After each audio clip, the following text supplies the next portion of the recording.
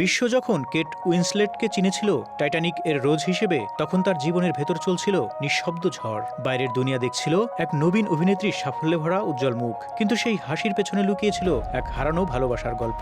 সেই ভালোবাসার মানুষটির নাম ছিল স্টিফেন ট্রেড, একজন মঞ্চনাটকের অভিনেতা, পরিচালক এবং কেট উইন্সলেটের জীবনের প্রথম ভালোবাসা।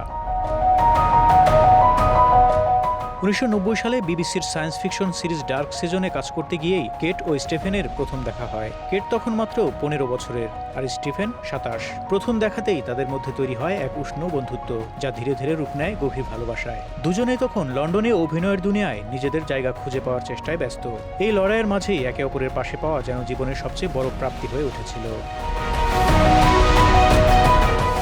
স্টিফেন কেটকে শিখিয়েছিলেন অভিনয়ের প্রকৃত অর্থ, চোখের ভাষায় অনুভূতি প্রকাশ করা, সংলাপের ভেতরে ঢুকে চরিত্রকে বাঁচিয়ে রাখা। কেট পরবর্তীতে বলেছিলেন, স্টিফেনই প্রথম মানুষ যিনি আমাকে বিশ্বাস করিয়েছিলেন যে আমি অভিনেত্রী হতে পারবো।